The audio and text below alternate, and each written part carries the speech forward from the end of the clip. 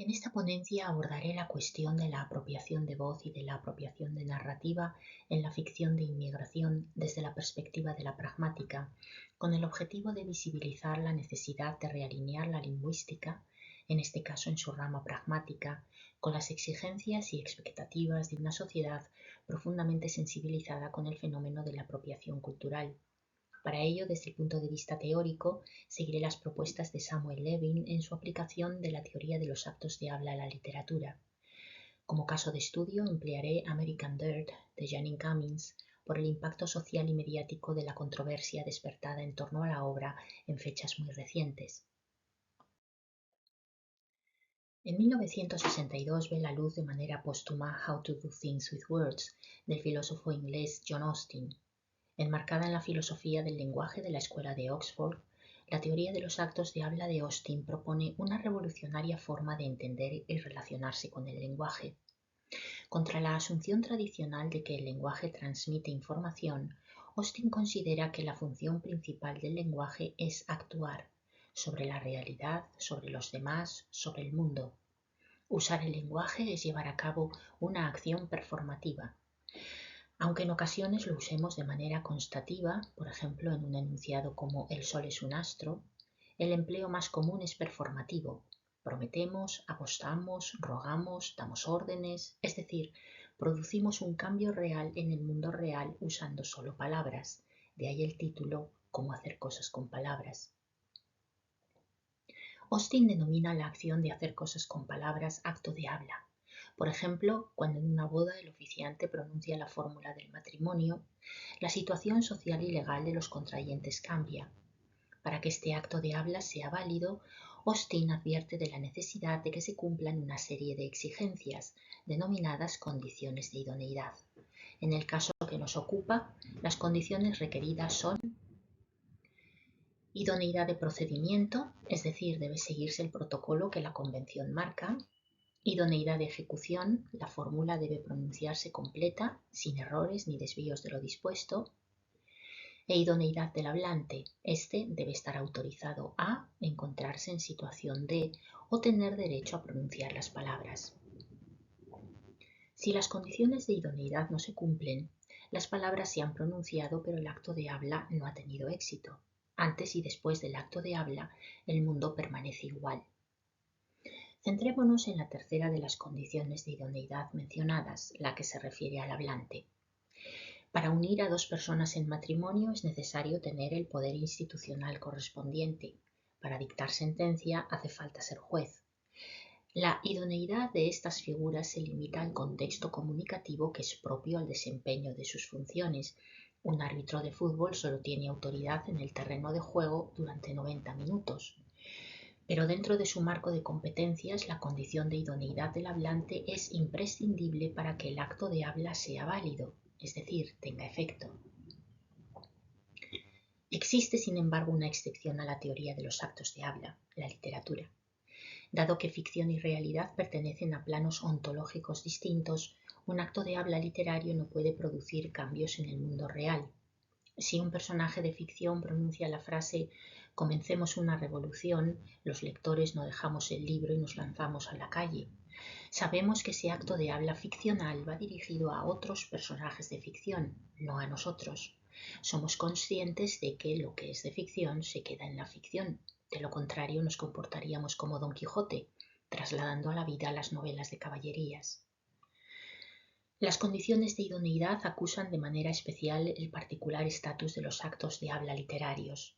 En su ponencia y artículo Consideraciones sobre qué tipo de acto de habla es un poema de 1976, el lingüista Samuel Levin se ocupa de esta cuestión tomando como punto de partida el trabajo de Richard Oman. Siguiendo a Oman, afirma la suspensión o cancelación de las condiciones de idoneidad en el discurso literario. Por ejemplo, la trama de una novela puede ocurrir en un mundo imaginario, careciendo de referentes reales, sin que por ello digamos que el autor miente. Desde la poética de Aristóteles quedó establecido que la literatura no es ni verdad ni mentira, sino otra cosa, ficción. A propósito de la idoneidad de los participantes, Levin dice: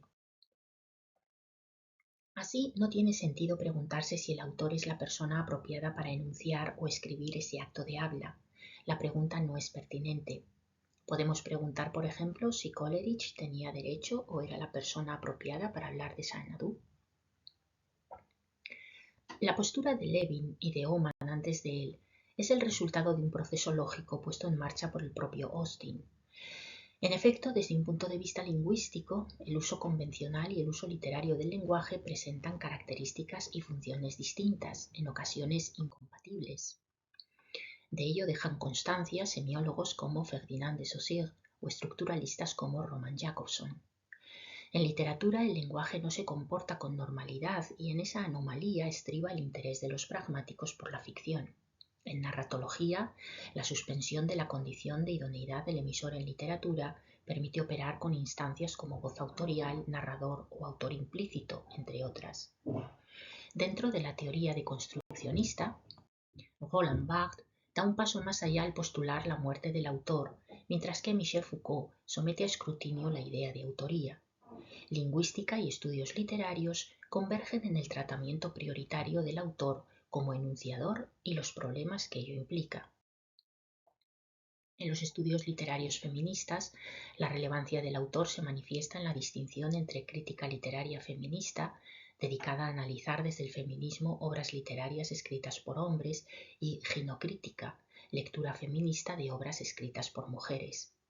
La habitación propia de Virginia Woolf es también una voz y una historia propias.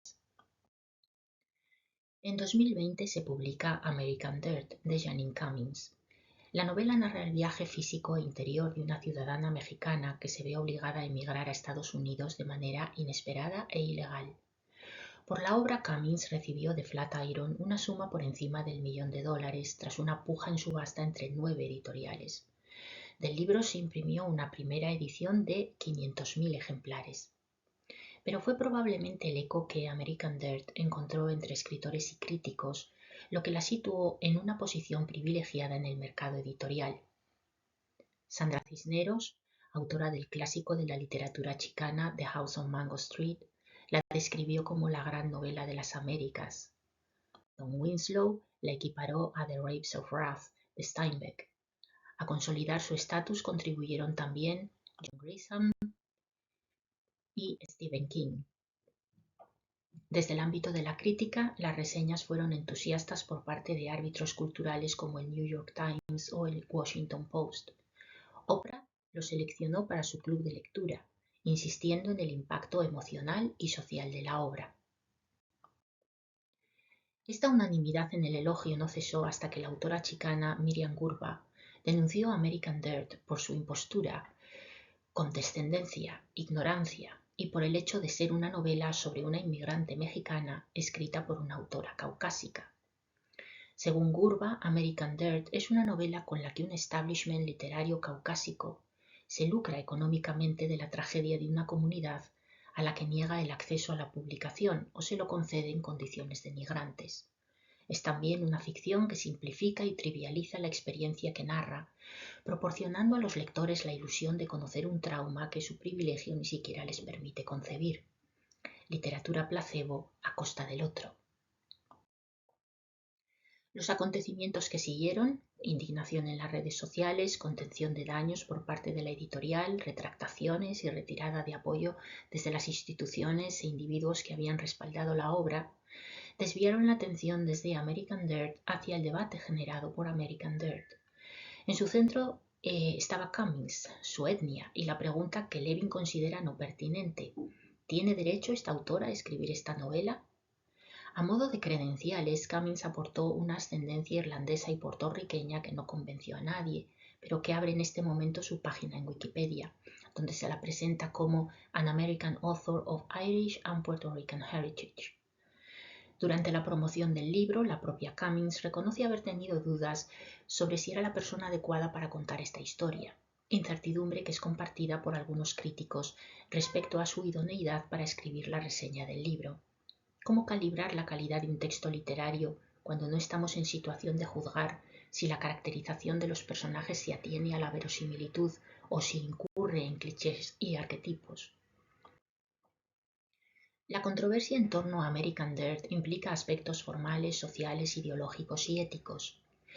Ateniéndonos a lo pragmático, demuestra la necesidad de introducir las condiciones de idoneidad en el análisis lingüístico de ciertos textos literarios que nuestra sociedad considera protegidos. Abrirlos al dominio universal equivale a usurpar la propiedad de voz y de narrativa a comunidades cuya cultura y experiencia debe ser visibilizada y potenciada. En la narrativa de inmigración, la condición de idoneidad del hablante, en este caso del autor, debe cumplirse a fin de garantizar que la identidad y representación en literatura beneficia y está al servicio de la comunidad de la que nace. Desde clásicos incorporados al canon literario como The House on Mango Street de Sandra Cisneros, hasta obras críticamente aclamadas como Americana de Chimamanda Ngozi Adichie, el impacto de la narrativa de ficción en los procesos de negociación cultural sitúa el discurso literario en una posición de necesaria autocrítica y revisión. En su propuesta de aplicación de la pragmática a la ficción, consciente de las necesidades y expectativas cambiantes, Levin deja espacio para las excepciones.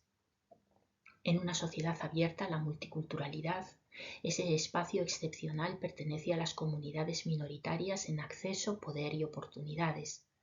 En literatura, el derecho de autoría garantiza la propiedad narrativa y voz, bienes humanos fundamentales e inalienables.